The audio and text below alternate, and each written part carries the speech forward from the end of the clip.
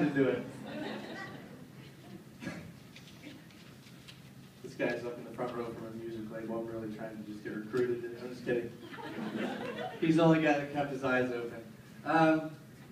Look, I'm going to try to make this whole thing flow as best I can. But I'm going to tell you it has to do with marathon runners. It has to do with Medea. Everyone knows Medea.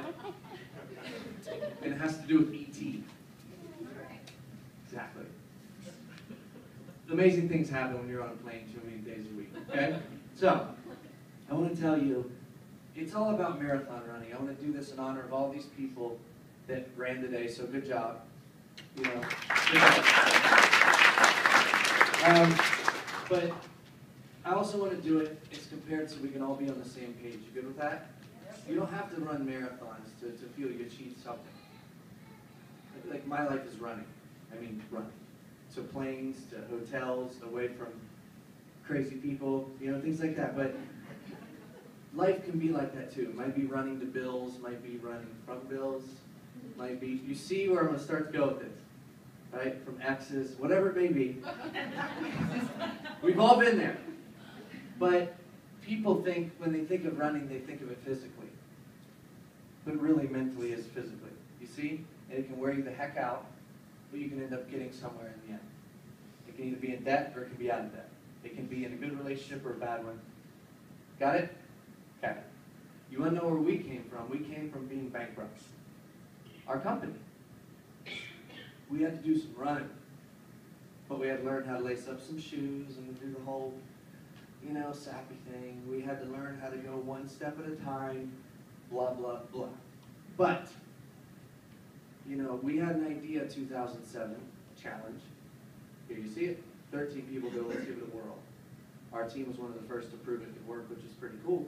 But we had to not just cross the finish line once to say we came out #1 quarters ago amidst all companies in the world. See, most people think you have to cross that finish line once and you're debt-free. Wrong. Most people think you have to have that 10th date in a row with your husband you should have had 10 years ago, you know, and everything feels great. You cross that line and everything's hunky-dory. Wrong. You got to perfect crossing that finish line enough so any day it's handed to you, you can all skate right past that thing. Does that make sense? That's where we're at today. We've done it. We're still #1. We're going to remain #1. I know that. You know, we never quit bringing new things out. We never quit impressing people. We're young, we're smart. So that should help you with your decision if you're 1, 2, or 3, if you don't. Or maybe you're 3 and you just haven't moved the way you wanted to, but I'm telling you right now, we're not stopping. And this is no longer, I hope for you all that you do this. It's, I hope you grab some of the people in here, these leaders that have spoken, and you run with them. But you see, to me, Heidi would have never run a marathon if she didn't see people do it and believe she could. Make sense? Yeah. And the people before them, right? Right, the same thing. You don't believe you're going to do something until it happens, until someone proves it. 4-minute mile, you know the rest of the thing, right? Michael Jordan jumping from the foul line.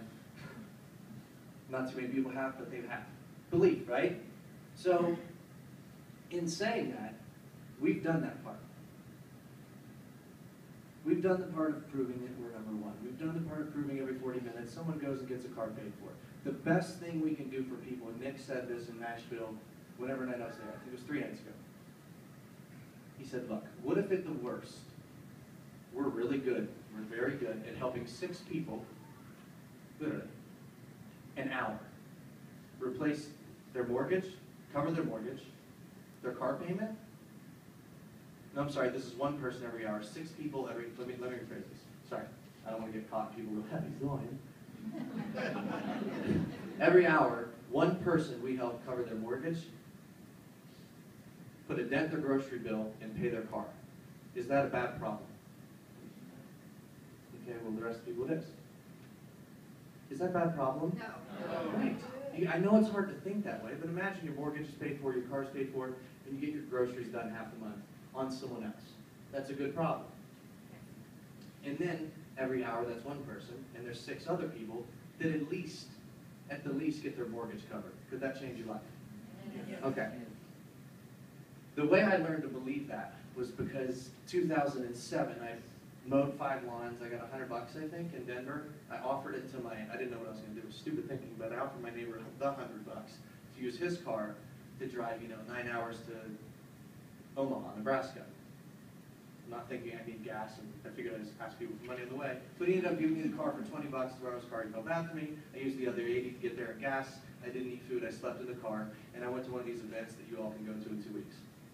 You see, it was genius timing in my life because I sat in chairs like this, and it was a national event. Granted, it's a little different now. There'll be 20,000 people in St. Louis Arena in 2 weeks. St. Louis Rams Arena, excuse me. And at this big event back then, there was 180. It was huge. But it was big enough for me to sit in chairs, and my first belief of, can I run this marathon, was all these people I didn't know saying, we already did. Does that make sense? Okay. So if you're sitting between the 2 and 3 level Clary talked about, you gotta understand something.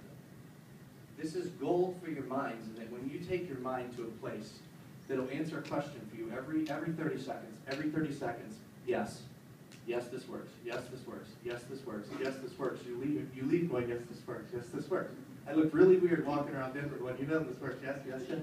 That looked really weird, especially yes. But that's your mindset leaving. So I was going to take the time to do this. I didn't plan on it, but to tell you that, in 2 weeks, we're going to St. Louis for a weekend.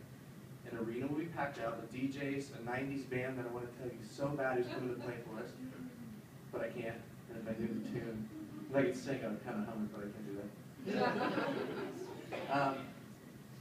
But it's just going to be a weekend that you either be here probably watching Ohio State or a football game that doesn't make you money. I'll be real with you. Or you'll be with us. And I'm really thankful I missed a whole lot of football games because tomorrow there isn't a price on the tickets I'm going to buy for my family to go see OSU play Michigan now. Does that make sense? Okay. So think about that when you think of these sheets of paper. It's football game or weekend that I normally do, or go spend time with people that will reassure me that I deserve more. Got it? Okay. Now here's the fun part. Everybody that ran in the marathon, this is where it's going to start to change a little bit and entertain you, I hope. Everybody that ran in the marathon, come on here. Play some tunes, Todd. Okay. Just run up right here and relax. Oh, come on, run up here, guys. Okay.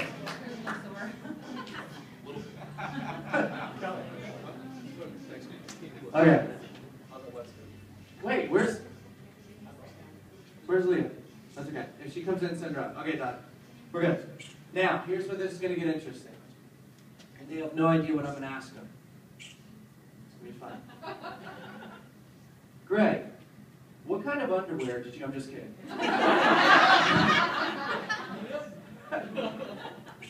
Aaliyah, run up here. Oh, she's got a child. Please don't. Run up here. Okay. So you were saying what color? I had running shorts. They were in the shorts. Okay. Anyways, how many people in here can say the idea of running a marathon makes you nervous? Raise your hand. Leave it raising. Leave your hand raised if it makes you maybe want to toss your cookies or frog, whatever you want to call it. All right. Leave your hand raised if it's something you will never do. There's some honest folks. All right, good. I felt like that too. I never thought I'd make $1 million. You get my point? I know it sounds weird, and I'm not doing it to brag. I'm just saying. 5 years ago, when people said to me, "You're going to make $1 million with this," I laughed. Like, what are you talking about? You can pay me to go through all that to do that anyways. Right? So, what I'm saying is the people standing up here are real, and I'm going to ask them some questions. How did you feel before you ran the race in 10 seconds? Before I ran the race, there was a lot of anxiety, a little fear, and yeah, that's it. How did you feel after you finished the race? I freaking rocked it!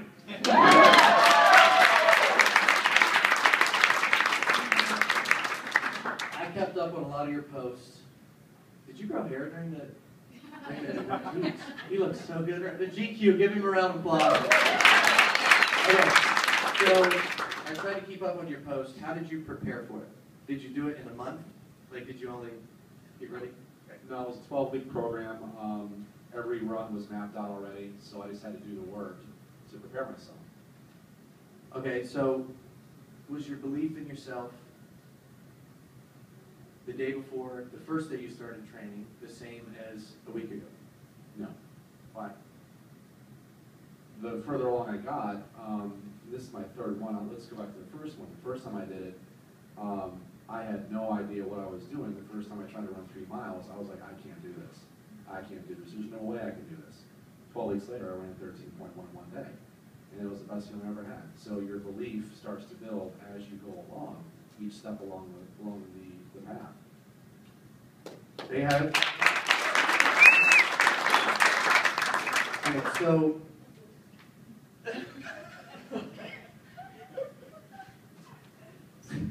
what's your name? I'm Peg. Hey, this isn't a joke. He just hit puberty. I'm just kidding. No, listen. You're a father of how many? 2. So is it ever too late to set a goal? I'm making this up, just so you all know. This isn't rehearsed stuff. Is it, in this case, is it ever too late to set a goal at an age? Absolutely not. So you finished? Correct. Make you feel younger? A little bit. Case in point. I see you're wearing boots. All decked out, looking great. No, boots are hot. Now listen, here's my point. Would you ever think a woman that's walking around in fancy boots, looks beautiful all the time, feels good about herself, would do a marathon? Be honest. No, never judge a book by its cover, wouldn't you say? Exactly. How do you feel about it? Amazing. Is this your first one? No, it's my second one in 6 months. Look at that. Okay. So I just want to recap really quick. He had some anxiety doing something he'd never done before, but after he thoroughly believes in himself even more. Does that make sense? I rocked it. All right. So with each step, literally, physically, with each step he took, his confidence built more and more to where he's done 2 now. You see? 3. Sorry. Sorry. So, you all might learn something here. Trust me, this just doesn't have to do with this challenge. Age doesn't matter. It's never too late to feel young again and get something done. Never judge a book by its cover. This one's going to be rough, and I'm sorry, but I heard. When did you start preparing for this? 12 weeks ago. So day by day kind of thing. I know it's new to you. You have 3 or 4 kids. Okay. 4. 4 kids. Not a lot of time with 4 kids. Do you agree? Okay.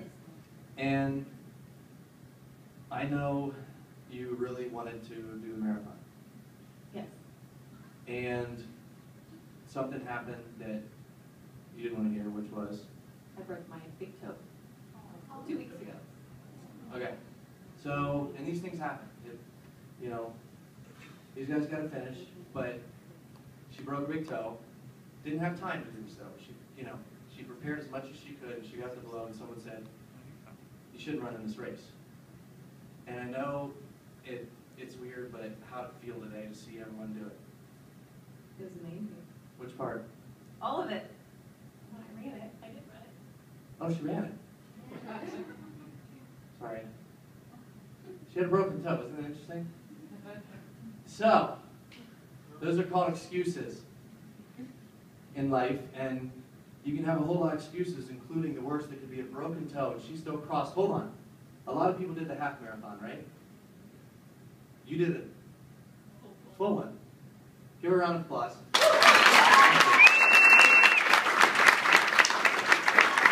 So, I wanted to do that on purpose. This is what life is like. And I'm not trying to get Mr. Philosophical smart on you, because I'm not that smart. But I've learned, metaphors. I've learned stories. I've learned all these things, and this is how I guide my life. With relationships, my brother, leaving the house today. finally living alone at 33. It's never too late.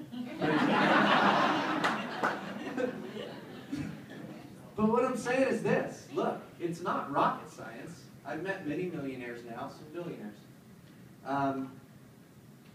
Geez, all these celebrities, all these people, and all these poets and these authors. And I don't know why I said poet. I don't think I've ever met a poet. But it doesn't matter. I don't know why I said that. I mean, I do write every now and then. But what I'm saying is this. They all had something in common. Right? Age doesn't matter. Don't judge a book by its cover. Step by step, you build more belief. Things are going to get in your way. You laugh at it. You move forward, and you always cross the finish line. You see, that was our company. So because we started out that way and proved to the world that we could do this, we have thousands of people with the same mentality. That's mine. That's Greg's. That's Jenny's. It's Vicky's. Stuart's. Joel's. I keep going. Shanda's, right? It's just a mentality. You know what? Why not? Why not? Why can't I realize that I can learn something new, and the more I keep listening to it and watching people succeed, the more it's obviously going to tell me, no questions asked, no arguing it, that it's working. The more my brain hears that, the more I build confidence to keep running. That's all this is. That's all they all have in common. They weren't, they don't have a lucky gold nugget in their pocket. Really, the nugget's up here. And once I figured that out, I was like, I'll just keep going to these parties and these events and just keep filling my brain with it. It works. So that way I'm cool when people want to second guess it or question me or question what we do. I feel bad. That's my mentality. It's not a bad mentality to have, is it? Do you agree? Here's how I see this, and I want to use the coolest example possible. This is where it gets funny. If it begins with, all right, no, let me rewind, sorry. If all the way to the beginning, if no one ran a marathon, ever, would Kelly Parton, GQ, would he have ever, do you think he ever would have had the belief that he could do it? No, right? So actually it's for any of these people, you see? I think Kelly probably inspired Greg a little bit, because I think Kelly did his first one before Greg, his first of three before Greg, right? So as we keep seeing this more and more, life plays out like that, and that's why successful things keep working, and ones that don't. Okay? I think of Tyler Perry. I'm obsessed with movies, people know that. I don't know who's seen Medea, or Medea Goes to Jail, or Diary of a Mad Black Woman, whatever it may be, right? Okay, it doesn't matter. Here's the point. When Tyler Perry, actually his name's Emmett Perry, was a boy, his father beat him up a lot. And he was molested by people, and the worst thing you can imagine, worse than a broken toe, trust me, a broken heart and a broken mind, right? But enough that when he was 10 years old, he started recognizing. And at 16, changed his name, because he was Emmett Jr. The first thing, this is unreal. At 16, he said, I want my name changed, because if I have the same name as my father, it'll keep reminding me of my negative thought. 16. Changed his name. Watching Oprah and sees that an easy way to vent and to learn about yourself and learn about where you want to be is to write. So he started writing these Christian-like hip-hop kind of different musicals. In 1996 comes along, and he's 15 years old. No, I'm sorry. 15 years old. No. I'm sorry. Let me do this. No, it doesn't matter. Okay, there we go. At 15 years old, he starts writing his plays. 15 years old, 16, right around when he changed his name. And at 22 years old, he had saved $12,000 to put into his first play, his savings, his entire savings. For it to be told a year later that it's nothing, it stinks. The critics, everybody are saying, no good, no good, no good. Sorry, Tyler. He didn't listen. He kept it up, kept going from his heart, writing and writing and writing. Keep in mind where he comes from. And then he had a success. And his mentality, he said, was one success, most people stop and they think gold's going to come. Or the relationship will stay good, or the bills won't be late, or whatever you want to call it. So he said, I need to do it so many times that when people asked if I was successful, that's all I know. So he said he realized he had to keep going through his mind until he kept producing a small Christian, over here, little theater. And then score over here, and do all these different things, and CDs, he started making DVDs, all this stuff. Until he said all he knew was he believed that no matter what, he was winning, and he started attracting these people. 15 years after he changed his name, he was voted by Forbes the #1 paid entertainer in the world. From May 2011 to May 2012, he made $130 million. Huh? I know. Right? $130 million in 12 months. The highest paid entertainer in the world.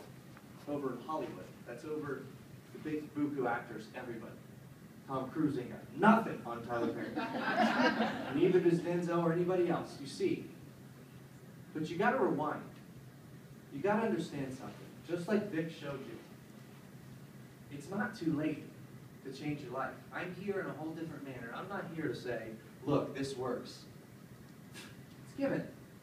I'm here to say, you got to rewind, forget everything in the past, forget all these things you got going on in your life, and just stop and say, look, where am I going forward? What is my finish line? How many times am I going to cross it until I get to the point where I never look back again? Because once isn't enough. It's not.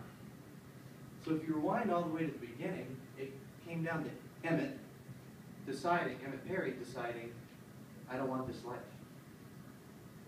And you can imagine at 15, 16 years old, being molested and all this, and just deciding, I'm done. And he did. Right? Vic did it at, how young are you, Vic? 39 years old. 49, 59. You saw people on here that are in their mid-70s. Vic sounds like he's 70, but he's not. He's 39.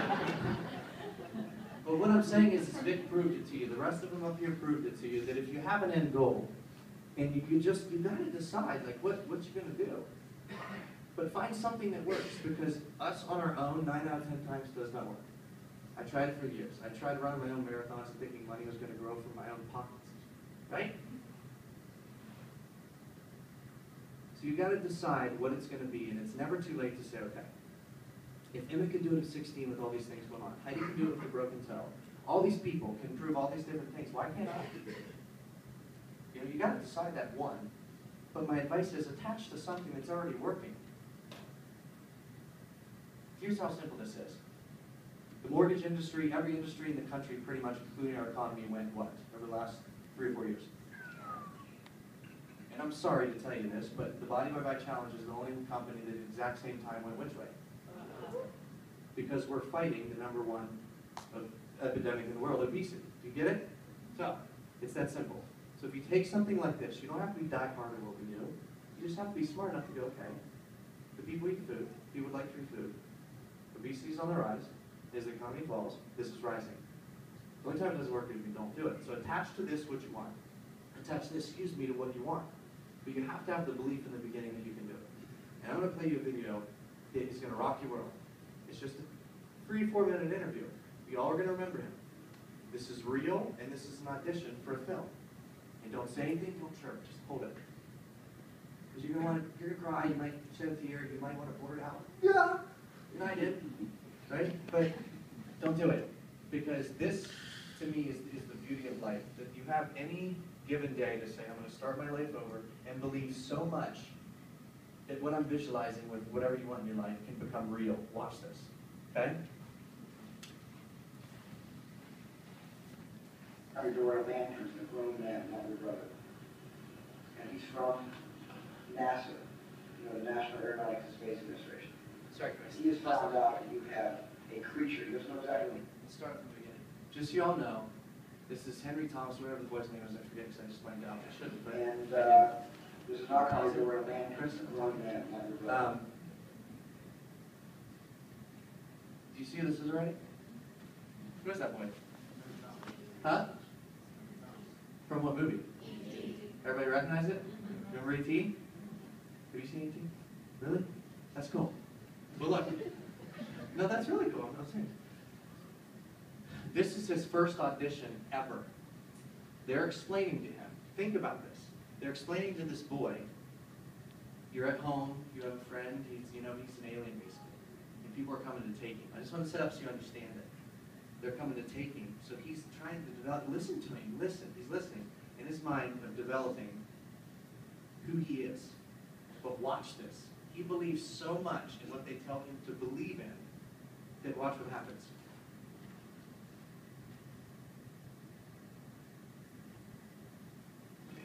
And there's a knock on your door, and a man comes in, a grown man, not your brother. And he's from NASA, the National Aeronautics and Space Administration. And he has found out that you have a creature. He doesn't know exactly what he has found out you have a creature in your closet. A creature that he's been looking for a long time. And you've had this creature now for 3 or 4 weeks. You become best friends with it. He wants to take the creature away. And he's come with a search warrant, and he's come with permission to take the creature away. And you're not going to let him. Now, young man, I understand that you have an alien somewhere in this house. Is that true? Well, is it true? Is there an alien in this house? Yes. Well, as you know, I'm from the government. I'm part of the United States government, and I am empowered to take that alien with me.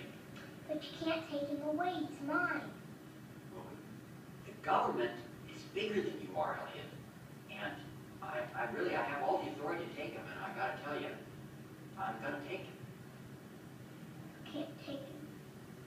Well, I'm afraid I have to, son. You can't take him away, he's mine. But it's not my choice. The president asked me to come here to get him. I don't care what the president says, he's my best friend. And you can't take him away. Well, it's real possible, Elliot, that he'll come back, and you can have him again. But we just want to talk to him and see where he came from, and try to find out about other planets. And he probably is the key to a lot of things that we have to know. But how do I know you're going to bring him back? Well, I'm afraid, son, I can't guarantee it. I think he's afraid of you. That may be true, but the government tells me what to do, and I just follow their orders. Well, he's mine, and he lives with me, and he likes me. And he wants to stay here. He likes it here. Well, we wouldn't hurt him or anything. All we want to do is talk to him. But I don't want you to take him away. You know, I've had to talk to your mom about it, and she knows that the government has the right to do it. And who told you all this? Well, we learned about it. We know that he's somewhere around here. I mean, I do have a search warrant. I could look around the house. No need to keep you. Right. Well, I'll tell you what. If you let me talk to him for 5 minutes, I'll tell my boss that you can keep him. Would that be okay with you, if I could just talk to him for 5 minutes? Would you feel better then? Would you be happy if you could keep him if all I had to do was talk to him for 5 minutes? That might make your whole day, huh? Might make your whole life, huh? And then he'd be your friend forever, and I wouldn't take him away. Okay, I'll do that. Okay, kid, you got the job.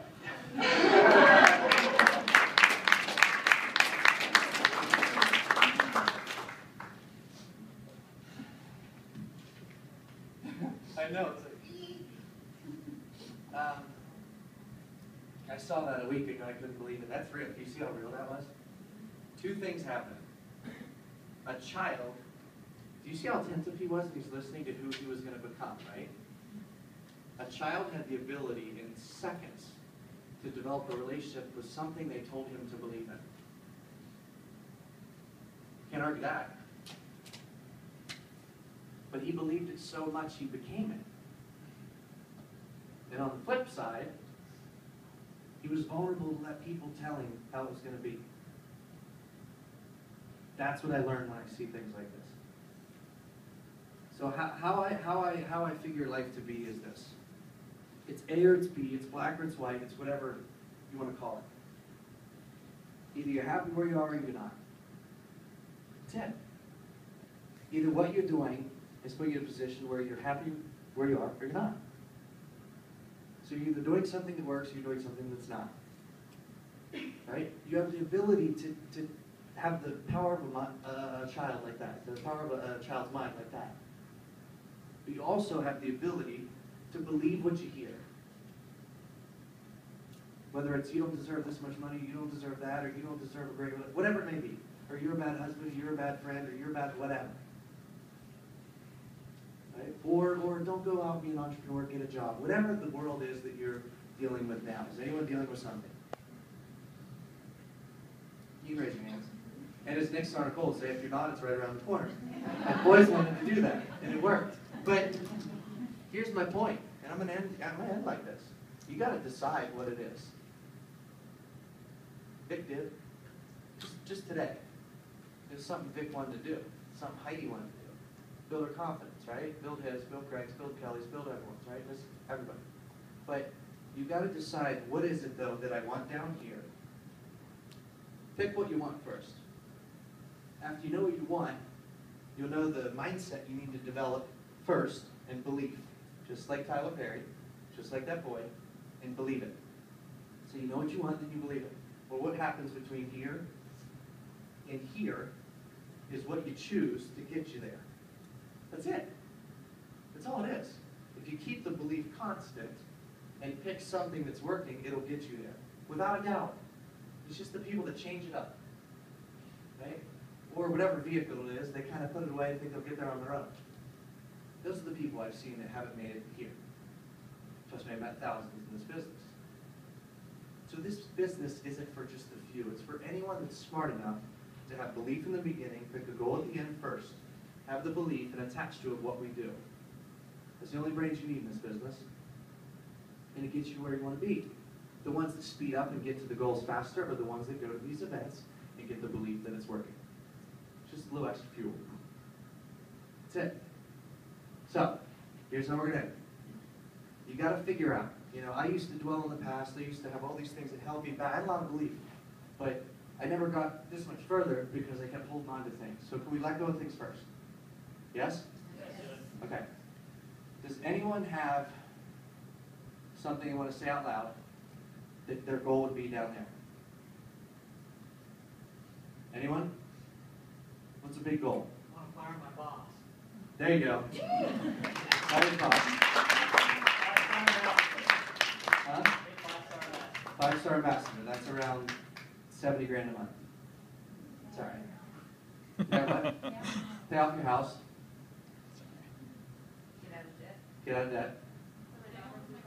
Daughter through college. Home with kids. What else?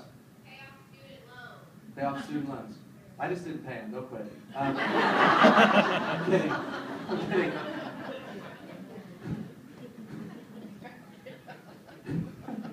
They called me one day and they told me my loans went into default. Me and my friends were high-fiving because I thought it was default. Their fault, not my fault. I told that joke a couple years ago, I want to tell you. But no, pay your loans. That's good. Whatever it is, do you have something that means something now? Because I'll tell you this. Part of that GST is figuring out why you're going to do this. And part of it is figuring out why you're not. If you're not. And my answer to that is you just don't believe that you deserve more. But let's go back to the beginning. Part of this GST that we watched in there is figuring out what you want. It might be as easy as pay off bills, but that doesn't make you really happy. You think it does, but it doesn't. It's what would I do when my bills are paid and I have extra money? What can I use that for? That makes you happy. Right? Or spending time with your kids, really letting it sink into your mind, that's what will make you happy. And if you constantly remind yourself of why you do something, you know, what that goal is, you constantly remind yourself, I have to believe first, because that's the only thing, without that, you have no locomotive. You don't have tracks, you don't have anything, right? First is belief. Figure out what you want. The middle part's easy. But you've got to believe, you know, first that things are going to happen. Just like the boy, just like Tyler Perry. So does everybody have something big that you haven't achieved yet, you kind of, your whole life have one, maybe not believe that it could happen? Do you have that? Honestly, money doesn't count. Money doesn't count. If it's paying off a house, that counts with money. Okay? Whatever it may be. So you got it. So have everyone say, yes, I got it. Yes. Okay. Okay. Now hold it in your mind. And this part's going to be fun. We're out. You've got to go forward. You've got to let go of things. You've got to go forward. Hold it in your mind and shut your eyes for a second. This is going to be fun. I promise. It's never too late. No matter where you are, just imagine you're sitting on a beach instead. Whatever you're wearing, just picture it. Whatever you're not wearing, just picture it. But you got to picture the beach. I'm serious. And all the world shut off. The cell phones are off. People are gone. And you're just all you can really do right now is just keep picturing your goal. Whether it's paying off the house, or maybe it's just you're sitting next to a friend that's sick that you're worried how long they'll be around, and you're getting to spend time with them. Whatever it is, you're sitting with your best person, your best friend, your spouse, whoever it is, and you're dreaming together for a while. As you hear the ocean, you're dreaming and you're dreaming. And you let the world begin to dance a little bit. You see, you need harmony in your life. You got to believe first that you're going to jump up and go right there, just get it done with no excuses.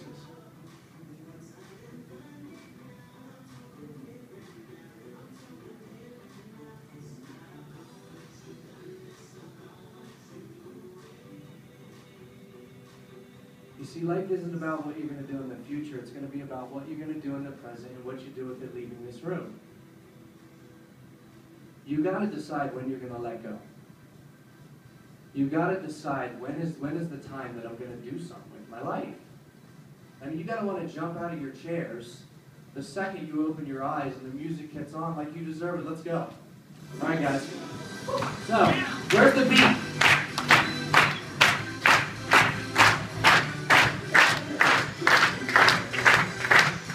You got to leave here and decide what you want to do. We're going to be in St. Louis. You do with it what you will. But the rest is up to you. Thank you for having me, and keep the music on, Todd.